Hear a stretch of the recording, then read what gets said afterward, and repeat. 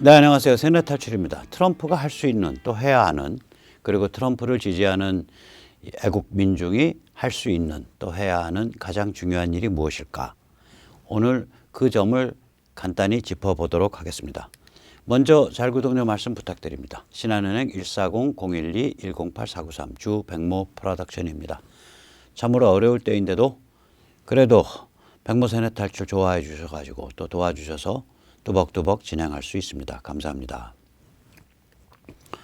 이 계엄령과 같은 이제 특단 조치를 이제 많이들 얘기를 하시고, 또 그런 그 뭐 정보 혹은 루머가 돌 때 그걸 또 굉장히 깊게 그 믿으시고 이런 분위기가 있죠. 마음이 갈급하니까 그러실 수밖에 없는데, 이게 굉장히 냉정한 정치 게임이거든요. 정치 게임에서는 물리력은 만능이 아닙니다. 예를 들어서 김무성이 2012년 늦가을에, 그때가 이제 박근혜 후보가 대통령 선거에 나와서 이제 한두 달 있으면 이제 대통령 선거일인 그러한 시점에서 뭐라고 말을 했냐면, 2008년 광우병 때 공권력으로 쓸어버렸어야 합니다. 뭐 이런 소리를 했어요. 제가 그거 보고 야, 이 사람이 미쳤냐 그랬어요. 뭐 일단 표 계산을 해보면 그 당시에 그런 발언을 하는 게 표에 도움이 안 된다 뿐만 아니라, 속아서 나온 사람을 방패로 찍어줄 수가 있냐고요. 속아서 나온 사람을, 대부분이 속아서 나온 사람들인데, 미국산 소고기 먹으면은 그 뇌구멍 송송탁, 광우병 걸려가지고 머리에 구멍 뚫려서 죽는다. 그러니 차라리 나는 청산가리를 먹고 말겠다. 뭐 이런 식의 선동에 속아서 나온 사람들이거든요, 태반이. 그걸 공권력으로 진압이 가능하냐고요. 혹은 진압하는 게 바람직하냐고요. 이런 문제거든요. 이 정치라는 거는 저는 그렇게 생각을 해요. 공권력은 굉장히 조심해서 사용해야 된다. 예를 들어서 박근혜 대통령이 2016년 11월에 공안정국과 계엄령을 시도했어야 되냐. 그때 막 잡아들이려고 그러고. 저는 그러니까 박 대통령의 그 임기 때 여러 조치들 중에 상당히 제가 비판적으로 본 조치들이 많고, 그 당시에 제가 뉴데일리 주필을 할 때 비판을 많이 했지만, 2016년 11월에 공권력과 공안정국과 계엄령으로 문제를 풀려고 시도하지 않았다라는 점은 잘 선택하신 거다라고 생각을 합니다. 제가 좀 그 사람이 덜 떨어져서 그런지 저는 물리력은 결과적으로 사용할 수 있는 조치이지, 문제를 풀기 위해서 이니셔티브로, 그러니까 첫 단계, 첫 단추로 끼우는, 마지막 단추가 물리력이 돼야지 첫 단추가 물리력이 되면 안 된다. 저는 그렇게 생각을 합니다. 그럼 이제 반론이 있죠. 야, 링컨도 계엄령에서 다 잡아들이고 다 쓸어버렸어. 뭐 이런 반론이 있는데, 그 미국 그 남북전쟁사를 보면 그게 그렇게 단순하지 않습니다. 일단 전쟁 자체가 1861년 4월에 시작됐는데요. 이 링컨이 전쟁을 한 게 노예제를 폐지하기 위해서 전쟁을 한 게 아닙니다. 링컨이 그때는 아마 취임이 좀 늦게 됐었나 봐요. 3월 4일인가 한 취임사 연설에서 보면, 지금 남부에서 노예제를 폐지한다 그래가지고 굉장히 흉흉한 소문이 돌면서 불안감에 떨고 계시는데, 저는 절대로 노예제를 폐지할 생각이 없습니다. 저는 연방 대통령이 남부주에 노예제를 둬라 마라라고 개입할 권한이 없다고 생각합니다. 링컨이 1861년 3월에 얘기한 거예요. 그럼에도 불구하고 남부에서 계속해서 분리 운동이 있죠. 그래가지고 이제 그 남부 쪽에 있는 연방군 기지, 조그만 기지예요. 작은 기지들을 이제 깔짝깔짝거리면서 계속 이제 남부군이 이제 점령을 해가고 쫓아내고 뭐 이런 프로세스가 밟아져요. 그리고 남부의 주들이 이제 분리독립 막 선언을 하고, 이게 이제 남부 입장에서는 왜 그러냐면, 남부를 노예제 영속화시킬 수 있는 남부주들로 분리독립국가를 만들어 놔야 그 다음에 캔자스 지역과 같이 서부에서 새로 만들어지는 변경주, 아직 주가 안 된 거죠. 그 테리토리라 그러는데 변경주로 거기에 이제 노예제 작업을 할 수 있다, 뭐 이런 식의 계산을 돌렸던 것 같아요. 그리고 이제 남북전쟁을 벌였을 때, 그러니까 분리독립을 주장을 했을 때 남북전쟁 자체는 북군이 벌인 겁니다. 분리독립을 주장을 했을 때 남쪽의 계산은 뭐냐면, 야, 우리가 전 세계 명화 생산량의 압도적 비중을 차지하고 있어. 명화가 왕이야. 우리가 독립을 선언하면 유럽 국가들도 우리 남쪽 국가에 대해서 국가로서 인정을 해주고 우리 편을 들어줄 거야. 이런 생각을 했어요. 마치 중국 애들이 히토류를 가지고 있으니까 자기들이 개길 수 있다. 이렇게 환상 가지는 거랑 비슷한 거죠. 근데 실제로 이제 그 분리독립을 했을 때, 또 남북전쟁이 벌어졌을 때 유럽 국가 중에 어느 한 국가도 남쪽을 국가로 인정한 적이 없습니다. 아무튼 간에 이제 그 남쪽이 이렇게 분리독립을 주장하니까 북쪽에서는, 야, 너희가 노예제 같은 거 내세워서 분리독립해? 연방이 네 마음에 괜찮으면 들어왔다가 마음에 좀 안 맞으면 튀어나가는 그런 애들 장난인 줄 알아? 하고 남침을 한 겁니다. 그게 1861년 4월에 시작을 한 겁니다. 이때 남침을 했을 때 북쪽의 그 정치인들과 또 북쪽의 국민들은 전쟁에 대해서 아주 적극적으로 반겼습니다. 그리고 전쟁이 시작되면 바로 밟아버릴 줄로 알았었어요. 근데 전쟁이 약 1년 반 정도 동안 굉장히 교착 상태였고 북군이 고생했습니다. 그 와중에서 링컨은 대륙횡단철도 건설을 시작합니다. 이게 아이오와에서 샌프란시스코까지 연결되는 노선입니다. 이게 뭘 보여주냐면 결국은 변경주의 서부에 자영농민을 대량으로 보내겠다는 뜻이에요. 그리고 거기를 하나의 통합된 경제권으로 엮겠다는 뜻이고, 따라서 이것은 자영농, 상공인, 기업가의 이익이 결합한 전쟁이었다. 이 전쟁 중에 바로 대륙횡단철도가 놓이기 시작한다니까요. 그러니까 링컨이 지금 트럼프처럼 고립된 사람이 아니에요. 고립된 상태에서 공권력 해가지고 뭐 끌고 나간 사람이 아닙니다. 링컨이 어느 정도 노회하냐면, 또 당시에 어느 정도 그 주류, 그러니까 이 정치권을 붙잡고 흔드냐면, 이 노예 해방령, 그것도 적성 지역 노예 해방령입니다. 예를 들어서 이제 뭐 웨스트 버지니아, 메릴랜드, 뭐 델라웨어 이런 데는 노예주인데 북군 편을 들은 노예주예요. 그런데 말고 뭐 조지아라든지 미시시피 같은 진짜 노예주, 저 남쪽의 노예주들, 적성 지역이죠. 적성 지역 노예 해방령을 내린 게 전쟁 나고 나서 17개월 지난 다음인 1862년 9월입니다. 그러면 미국 전체의 노예 해방은 언제 되냐? 그거는 수정헌법에 의해서 됩니다. 그게 1864년인가 65년쯤 되는 일입니다. 수정헌법. 64년일 거예요. 링컨이 숨지기 바로 전해. 링컨 65년에 암살되니까.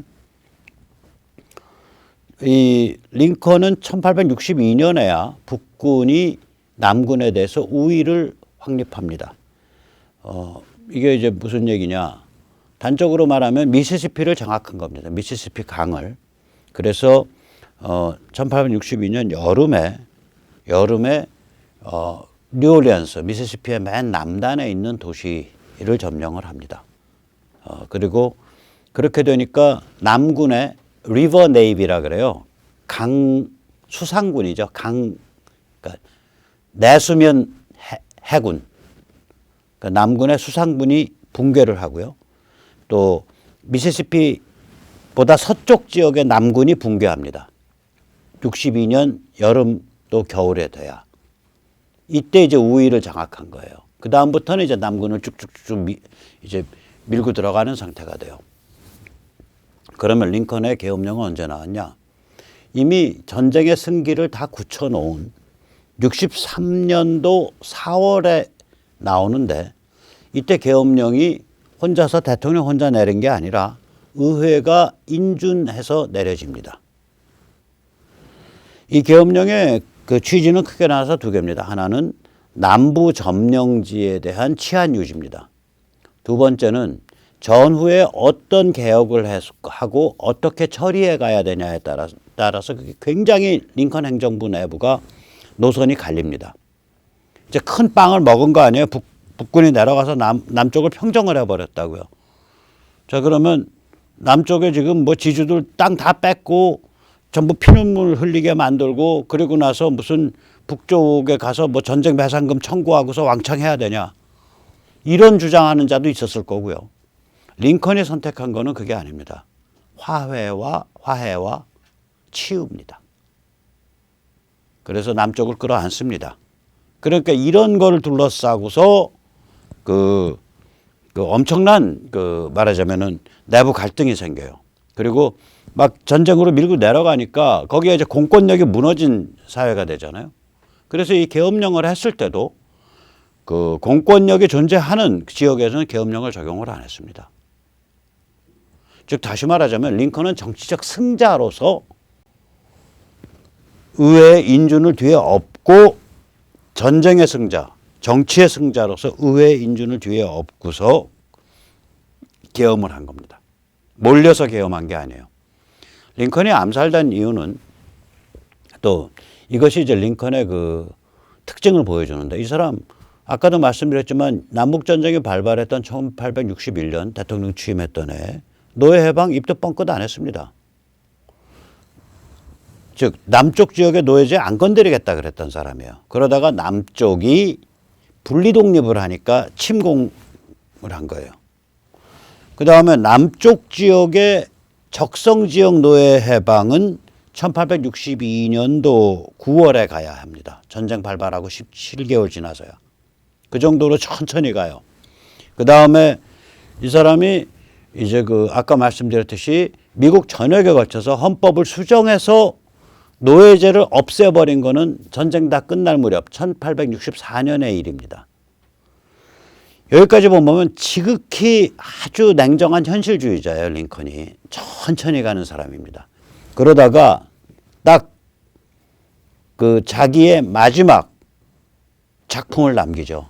자기 목숨을 걸고. 그것 때문에 암살당했다고 저는 생각을 합니다. 그게 뭐냐? 1865년도에 이제 2기가 시작하면서 연설에서 뭐라 그러냐.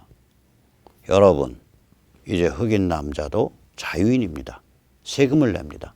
그러면 흑인 남자가 투표를 해야 됩니다. 흑인 남자 투표권을 추진하겠습니다. 이랬어요.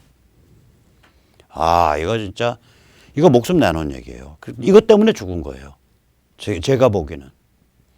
그 전까지는 정치적 승리, 그 다음에 전쟁의 승리를 이끌어온 사람이에요. 자기가 완전히 장악하고서 전체를 쪼물락쪼물락 할 수 있을 정도의 권력을 가진 사람이에요. 그런데 다 이겨놓고 나서 흑인 남성 투표권을 얘기를 합니다. 이 사람이. 그래서 암살당하게 됐다고 저는 생각을 합니다.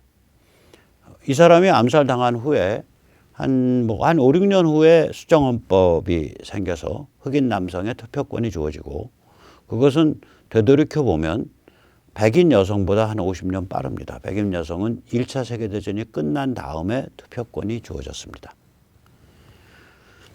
그러니까 이 현실주의와 가장 이상적인 그 목표, 이 사이를 왔다 갔다 하면서 마지막 순간에 자기 목숨을 내놓고 그 이상을 위해서 이렇게 가야 돼 해서 점프를 한 사람입니다. 절벽에서.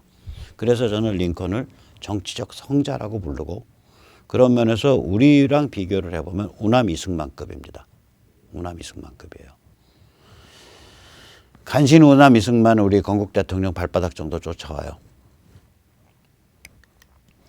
자, 그런 의미에서 보면 링컨 사례에서도 보듯이 계엄령은 이니셔티브가 아닙니다. 이거는 다 갖춰놓고 마지막에 띄우는 단추가 돼야 됩니다.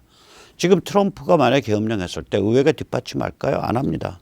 트럼프 타도하자고 바로 나옵니다. 관료가 뒷받침할까요? 안 합니다. 기업 및 경제계가 뒷받침할까요? 안 합니다. 기업 및 경제계요. 2018년 트럼프가 무역전쟁 시작할 때부터 트럼프 쪽으로부터 등을 돌린 집단입니다. 그 당시에 월스트리트에 나오는 그런 기사들을 보면 이런 내용들이 있습니다. 트럼프가 하루아침에 방향을 180도 돌려서 중국과의 거리두기로 벌리는 바람에 우리는 지금 중국에 투자를 해놓고 중국에서 생산을 하고 있고 중국에서 유통을 하고 있는 우리 경제계 입장에서는 마치 전선에서 낙오돼서 적진영 속에 고립되어 있는 것 같은 존재처럼 느껴진다. 이게 무슨 얘기예요? 트럼프 저거 겁대가리 없이 방향 선회해가지고 지금 누구 잡아 죽이려고 그래. 저거 대통령 시켜놨으면 대통령 질이나 좀 잘 헤쳐먹지 왜 우리를 다 못 살게 굴는 거야? 이런 얘기란 말이에요. 이게. 이를 팍팍 깔아요. 거대 언론 이건 뭐 당연히 이 박박 깔고 지금 트럼프 잡아 죽이겠다고 나서고 있는 거고요. 인터넷 거대 기업, 빅텍, 구글, 아마존, 페이스북, 트위터 전부 지금 잡아 죽이겠다고 나서 있는 거고요. FBI, DOJ 트럼프 너 죽어라 그러고서 이게 팔짱 끼고서 있었던 데고요. 법원 마찬가지고요. CIA 마찬가지고요. 자, 뒷심이 하나도 없는 거예요. 대통령이 뭐 혼자서 완맨쇼 하는 자리가 아니잖아요. 뒷심이 받쳐줘야 뭘 해본다고요. 이런 뒷심이 없는 상태에서 도발적으로 계엄령을 한다? 본인의 자살일 뿐만이 아니라 민초 에너지를 파괴하는 최악의 행보입니다. 왜냐하면 그런 일을 하면 민초가 이제 열이 나가지고 이제 트럼프 보호한다고 이제 총 들고 간단 말이에요. 그러면서 6월 사태, 대양 6월 사태 막 벌어지고 그러면서 정치적으로 환멸하는 사람 생기고 굉장히 과격화되는 사람 생기고 이러면서 민초 에너지가 빠개져요. 그래서 저는 이 계엄령이 트럼프가 갈 길이 아니다. 그렇게 생각을 합니다. 혹시 모르겠어요. 이게 뭐 아주 무슨 예를 들어서 시진핑의 녹취록이 나왔는데 뭐 바이든 잘 이용해가지고 미국 뒤집어 엎자 이런 녹취록이 많이 나왔다. 그러면 혹시 모르겠는데 이게 뭐 그런 정도가 아니거든요. 우리가 그 트럼프가 이 사면초가인 까닭을 한번 생각을 해볼 필요가 있어요. 원래 트럼프가 이기지 못할 싸움을 기적적으로 이긴 싸움입니다. 2016년에. 이게 어느 정도에서 이긴 싸움이냐면 지금 우리들이 잘 기억이 아물아물하는데요. 2016년에 공화당 프라이머리에서 대통령 후보 경선한다고 트럼프 튀어나왔을 때 그거 제일 띄워준 게 어디냐? CNN, MSNBC 같은 데예요. 뉴욕타임스 이런 데요. 왜 띄워줬냐? 트럼프가 제일 만만한 것 같거든. 트럼프가 공화당 대통령 후보가 되면 반드시 힐러리가 이길 수 있다고 판단한 거예요. 그래서 트럼프를 공화당 대통령 후보로 띄워줬습니다. 이 거대 언론이. 그래갖고 얼결에 공화당 대통령 후보가 된 거예요. 이 사람이. 물론 전략 잘 세웠죠. 그래서 트럼프를 당선시킨 건 CNN이라는 농담을 할 수 있습니다. 그러고 나서 이제 이 사람이 그 러스트벨트, 오하이오, 펜실베니아 이런 위스콘신, 미시간 이런 데 휩쓸면서 표를 긁어 모았죠. 그래가지고 대통령을 먹은 거예요. 상대방 입장에선 상상도 못한 일격을 당한 겁니다. 트럼프가 트위터 이제 그 계정 정지 당하기 얼마 전에 올린 트위터에 이런 아주 의미심장한 트위터가 있어요. 지금 제일 지금 슬픈 사람은 힐러리 클린턴이다. 힐러리 클린턴은 이렇게 생각할 거다. 야, 요번에 바이든한테 해준 것처럼 부정선거를 나 대통령 후보 나갔을 때 좀 해주지. 나는 그거 안 해줘서 떨어졌고 바이든은 그거 해줘서 당선됐네. 나보다 훨씬 못한 바이든은. 트럼프가 그런 트위터를 날린 적이 있어요. 그게 한 열흘 되나? 1월 초에.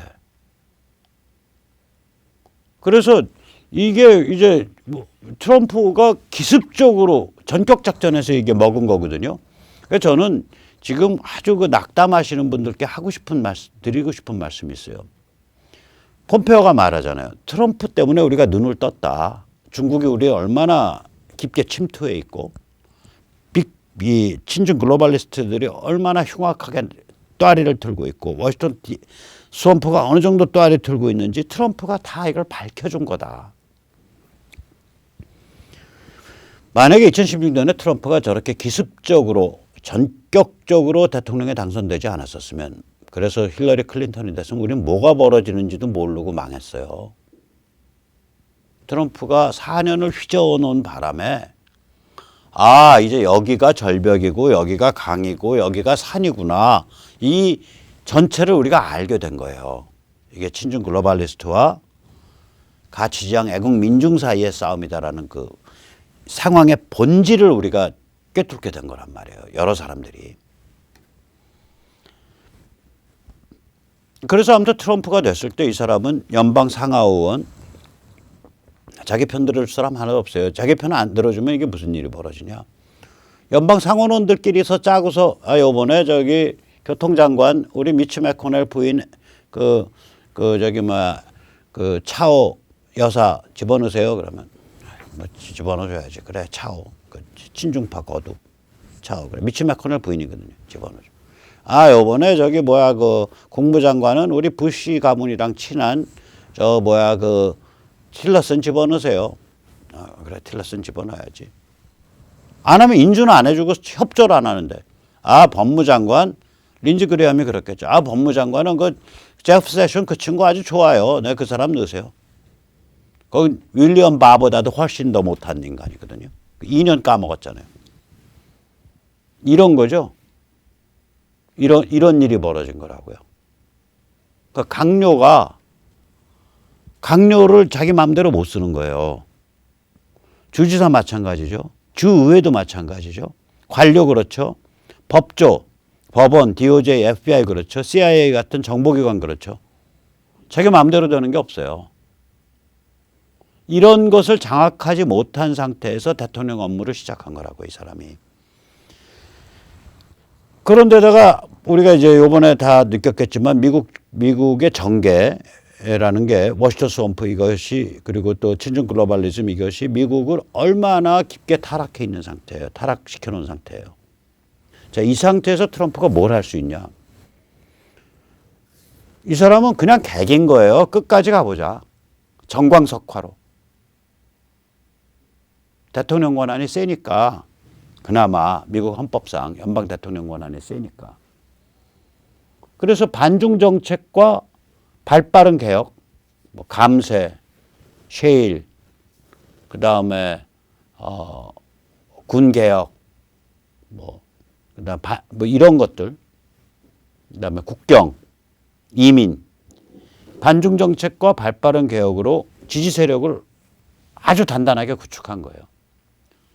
그 일련의 과정에서 예를 들어서 틸러슨 같은 사람 트위터로 쫓아냈는데 틸러슨 트위터로 쫓아내면은 공화당 상원은 10명하고는 철천지 원수 되는 겁니다. 제프 세션 쫓아내면 제프 세션 법무장관 쫓아냈잖아요. 그러면 공화당 상원은 또 한 대여섯 명 추가로 거기랑 철천지 원수 되는 거예요.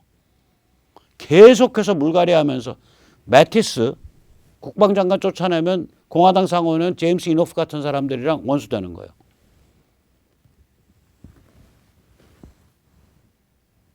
이걸 한 거 아니에요, 이걸. 정광석화 같이 그냥 불도저 같이 막 밀고 나간 거예요. 원수가 되든 말든. 그래, 나 4년만 할게. 뭐 거의 그런 각오를 가지고. 근데 워낙 정책을 잘 써가지고 코로나 전까지는 재선 가능성이 굉장히 높았죠. 거의 100%였죠. 코로나 딱 되면서 분위기가 싸해지면서 이번에 트럼프 죽여. 이렇게 넘어간 거예요. 이게. 자, 그럼 이 사람이 이렇게 미중전쟁 벌리고 막 이러면서 정치권 압박을 했단 말이에요. 그러면은 적이 두 가지 문맥에서 적이 생깁니다. 하나는 반중 정책을 하게 됨에 따라서 워싱턴 스왑프, 빅텍, 빅머니, 친중 글로벌리즘과 철천지 원수가 돼요.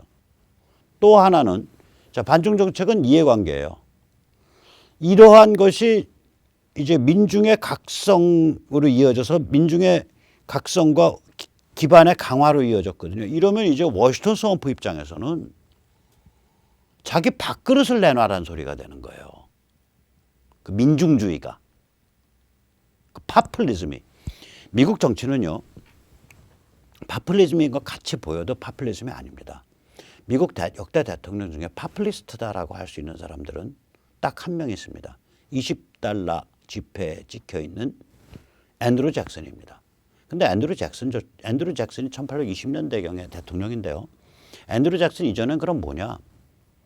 아주 잘 나가는 상류층들이 이끄는 그 파운딩 파더잖아요. 건국의 아버지들. 그 사람들 보면 다 잘 나가는 상류층이에요. 최상류층들이에요. 그런 사람들이 이끌었어요. 그럼 앤드루 잭슨 때, 야, 그 보통 사람들 표가 중요한 거야. 이거가 만들어진 거예요. 앤드루 잭슨의 그 행보를 보면 전 별로 마음에 안 들어요. 꼭 우리 저 노무현 같아요. 느낌에. 민주당 쪽 대통령이었고요. 그러니까 미국의 민주주의, 미국의 정치 문화를 바꿔낸 사람으로 꼽혀요. 그럼 앤드루 잭슨 때부터는 뭐냐? 겉으로는 보통 사람들 표 뭐 어쩌지만 안에서는 엘리트들의 움직임이라고요. 결국 미국이. 미국은 엘리티즘을 절대로 버린 적이 없어요. 예를 들면 대학에 입학할 때 우리 같으면은 그 무슨 어느 집 회장집 아들 무슨 큰 정치인 아들이 특혜로 입학한다. 돈도 안 내도 그냥 입학을 시켜줘요. 그럼 우리는 그거 불합리해 평등해야지 끌어내리잖아요. 미국은 그게 아니에요. 얘는 가만 놔둬도 얘는 앞으로 사회 지도층 인사 된다 이거야. 그러면 얘가 대학 다니면서 정말 집안에 뭐 아무 배경 없는데 머리 하나 좋아가지고 아주 스마트하게 노력하는 그런 젊은이들하고 친구 관계를 맺어두면 사회 전체적으로 보면 좋다 이거예요. 그래서 저는 사실은 돈 내고 명문대학 입학하는 거 전 찬성합니다.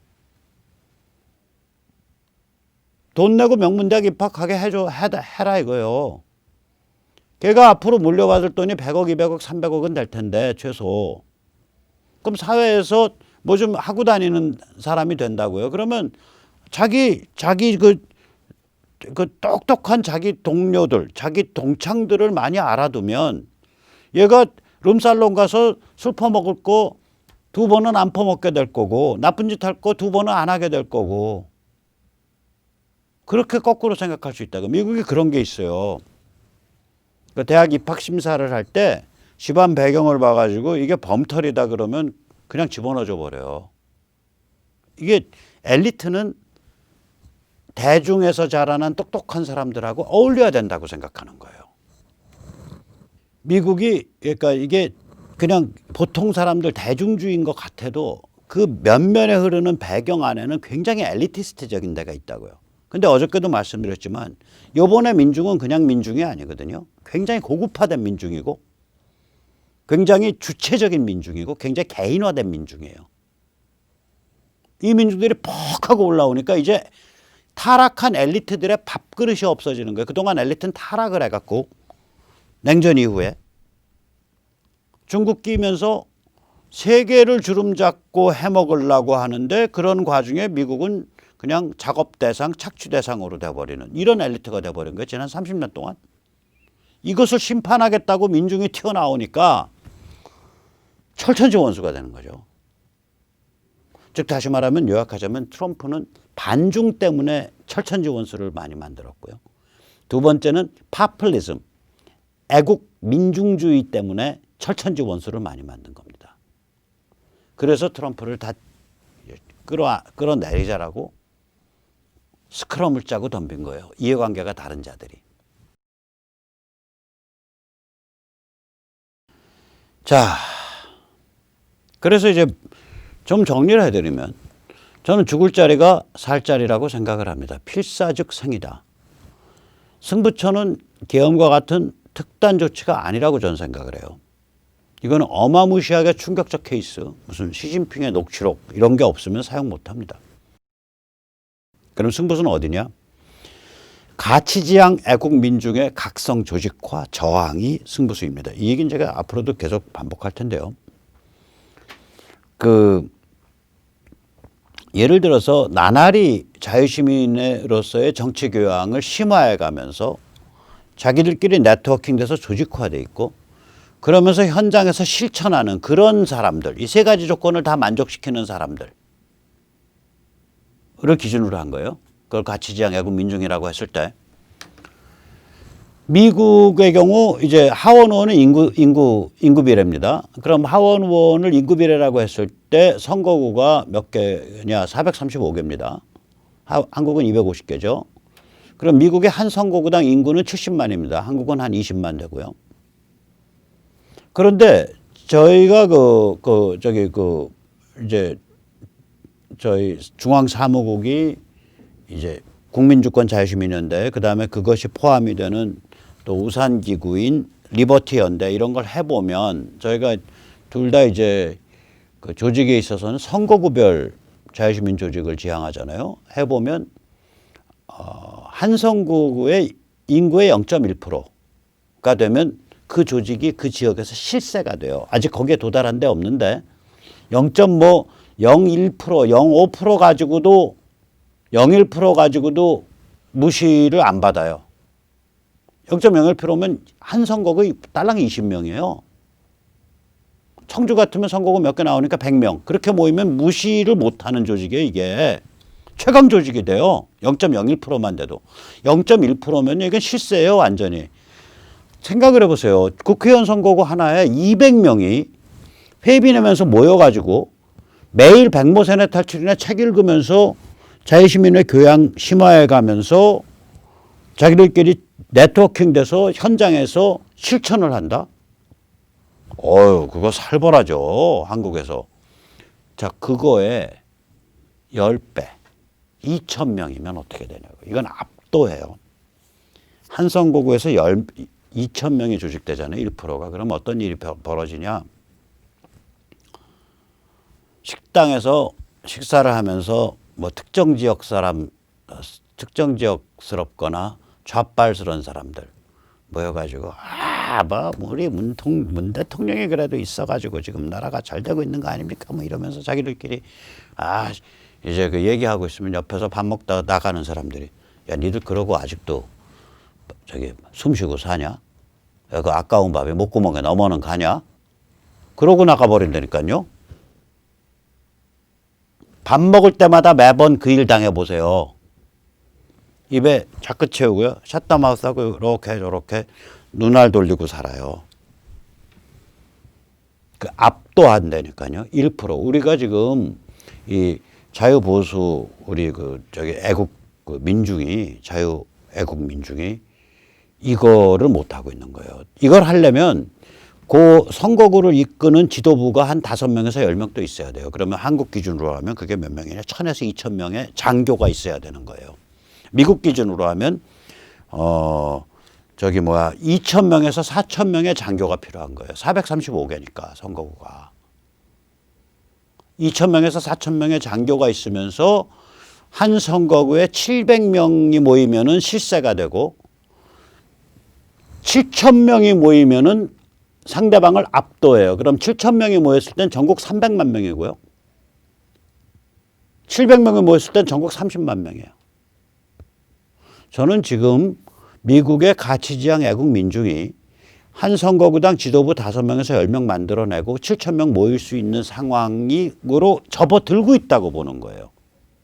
왜냐하면 전 박근혜 대통령 탄핵 때 물론 감옥 갔다 왔죠. 3월 11일부터 운이 좋아서 일찍 나왔지만 6개월 정도 있다 나왔지만 또 뭐 저 아시는 분 아시잖아요. 저 박 대통령에 대해서 애틋한 마음 갖고 있고 빨리 나오셔야 된다고 생각하고 있고 다 그런데 그러나 현실은 현실이라고요. 박 대통령의 경우에는 이렇게 돌이켜보면 그분의 정치적 기본 전략이 뭐였지? 기본적인 그분을 특징 지을 수 있는 정치적 노선이 뭐지?